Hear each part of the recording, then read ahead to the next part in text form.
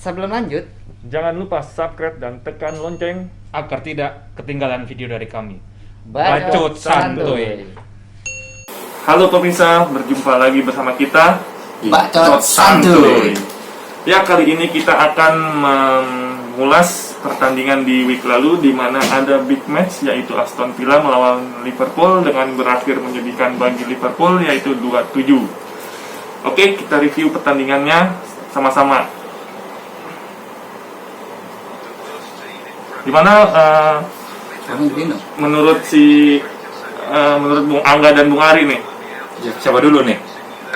Bebas. Kalau dari saya dulu aja dah ini ya. Kalau dari saya lihat ini kesalahan terbesar dari Liverpool itu dari lini belakang, terutama kipernya. Gimana kagak blunder menit awal dia langsung pas ke pemain. Itulah dari kiper. Kalau dari saya mah kiper yang harus diperbaiki dari Liverpool, apalagi Van Dijk dah itu back termahal juga kagak ada press-nya, langsung dilepas aja, di counter terus. Ya kalau dari saya mah Liverpool kemarin hancur di lini belakang sama kiper dah, terutama kiper dari saya hancur banget itu di kiper. Nah, kalau dari saya sih itu aja. Oke, kalau dari Bung Ari gimana Bung Ari? Aduh. Nih dari kita bahas dari depan ya. Kalau gue sih ngeliat, aduh peran Mane ini belum bisa digantiin sama Jota ya, karena Mane ini mesin sebenarnya. Mesin di Liverpool itu kan 3 orang sebenarnya. Mane, Firmino, Salah. Nah, ketika Mane itu dia menarik dari kedalaman untuk bawa bola dari pinggir, dari belakang ke tengah, dan dia narik ke dalam menusuk. Kalau Jota itu fix di pinggir. Nah, tipe pemain ini nggak bisa menggantikan sekelas Salah selama ini ya. Itu yang pertama bikin serangan Liverpool ini kebanyakan dari sisinya si Salah ya, dari sisinya Salah ya benar. Nah cuman balik lagi, ketika setiap gol ini memang bener tadi kata si Angga ya, karena Adrian ini dari awal pertandingan, sebenarnya dari gol awal aja, balik lagi dari gol awal aja itu si Adrian itu mentalnya udah kena ya, masih udah grogi dia. Makanya gol pertama itu kan blunder tuh. Nah, ditambah lagi siapa ini Aston Villa memang punya striker yang lagi bagus sebenarnya. Cuman dari sisi permainan itu nggak bisa. Kalau si Salah itu ditutup, nah udah selesai. Dari gol pertama, nah dia harusnya dari gol pertama itu, kebobolan pertama itu dia, si Liverpool ini nggak berusaha untuk nutup dulu Ya. jadi dia malah nambah press nyerang. Nah kena counter. Nah ketika kena counter habis berantakan. Kalau waktu ada Alisson, belakang lu berantakan Liverpool itu masih ada Alisson. Cuman ini kan lihat, nah nih, setelah gol Salah itu mereka bukan menahan permainan, tapi mereka makin menyerang. Nah, kelar. Nah, gol-gol berikutnya itu kan sempil semua deflect. Deflect itu kita udah nggak bisa berpatokan sama belakang, nggak bisa berpatokan sama back. Tapi kemampuan si kiper melihat deflectnya ini, langsamnya ini kan itu balik lagi ke skillnya si kiper nih. Nah, lihat Barkley nih, das, kena lah tuh. Oh, bagus nih ya. Itu deflect tetap, deflect juga, gitu. Yang bikin belok itu kan deflectnya. Nah, itu lihat, Salah lagi ngegolin kan untuk ngejar. Habis itu udah kelar Liverpool. Tuh lihat, nah dari mana? Dari sayapnya si Jota kan, lihat, deflect lagi, ya kan? Habis. Nah, kelar nih, penutup tuh gol. Itulah maksudnya dari sisi manajemen Liverpool nggak mikirin pengganti dari pemain-pemain yang super pemain-pemain yang tim pertama, squad pertama itu nggak bagus. Lu nggak ada Mane ya kan, lu masukin Minamino, aduh Minamino lagi, gue dibilang Minamino belum cukup untuk bisa main di kelas Liverpool gitu kan. Nah, penggantinya di benchnya si Liverpool itu kebanyakan pemain murah. Iya. Itulah yang nggak dipikirin. Gue nggak ngerti ya kenapa manajemen segede Liverpool itu nggak nyari pemain pengganti yang udah cukup Bagus lah ya. kuat gitu. Iya, yang bagus lah, yang agak mahalan sedikit lah. Ini kan enggak gitu. Kebanyakan pemain Liverpool penggantinya itu main murah. Memang si Klopp bisa gitu ya moles kayak siapa Robertson gitu, bisa moles kayak Arnold gitu kan. Cuman ya untuk persiapan lu kalau lagi banyak yang cedera gimana? Iya, susah. Gitu. Lihat Tottenham musim lalu datang Mourinho, pemain kebanyakan cedera sampai segala. Nah ini gimana? Ini bagus Mane doang. Besok kalau salah, habis nggak lu? Nah itu maksud gua. Nggak kepikir, nggak mungkin. Gua nggak ngerti nih ada manajemen di Liverpool kayak gimana nih. Berarti si Liverpool itu kekuatannya terpusat ya pada pemain-pemain intinya, sedangkan cadangannya itu istilahnya ya pemain karbitan lah ya. Ya belum gak ada yang bagus sih. Kalau gue lihat siapa? Jota untuk gantiin Mane beda sistem sama tiga orang ini. Mane, Firmino, Salah itu sistemnya dia dari bawah ya kan, narik ke depan itu nusuk ke dalam. Sementara Jota itu miring terus, minggir gitu loh. Oke, gol-golnya Salah memang dibawa sama Jota, cuman dia kebanyakan minggir gitu. Itu kan sebenarnya tugasnya si wingback. Iya. Ya kan, itulah makanya kalau Jota di Wolf 4-4-3 oke. Kalau di sini nggak dapat nih. Gue itu makanya berantakan. Oke, sip. Sekarang kita lanjut ke ini ya, big match kedua, di mana di minggu lalu itu ada Chelsea juga, yang ini kebalikan dari Liverpool, dia menang di Chelsea melawan Crystal Palace itu 4-0. Kita ulas pertandingan seperti apa. Langsung aja kita lihat pertandingannya ya. Dari Bung Angga dulu deh. Ini gimana Bung Angga? Kalau saya sama ini kemarin saya lihat itu Chelsea bagus karena Chilwell itu back barunya dia bagus tuh kemarin, dia udah mulai klop sama Chelsea. Dia pertama dia masukin gol, debut langsung masukin gol sih. Gitu. Habis itu dia ke kedua Chelsea dia ngasihin. Tapi kan dia udah bagus kalau si Chilwell. Terus apalagi si pemain barunya si Havertz itu juga udah mulai kelihatan bagus. Lampard udah mulai menemukan strategi di Chelsea ini, udah bisa gabung pemain baru dan pemain lama. Apalagi sekarang masalah problem Chelsea di kiper udah ketemu nih, udah dapet kiper baru si Mendy. Kemarin dia clean sheet, debut langsung clean sheet. Kalau dari saya mah Chelsea ini. Tapi penyerangnya dia nggak ngejebolin ya? Nggak, benar nggak ngejebolin. Tapi kan Temi kan masukin Temi. Temi Abraham. Iya, sundulan tuh Temi. Nggak, dia gol 2 gol penalti semua. Jorginho ya, Jorginho 2 penalti. Kalau dari Chelsea Bukan Temi golin, sundulan dari Chilwell.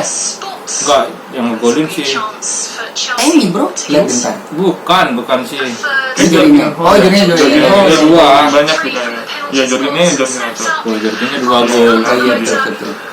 Tapi saya mah Chelsea Lampard udah menemukan strategi aja. Kalau Werner sendiri gimana Bung Angga?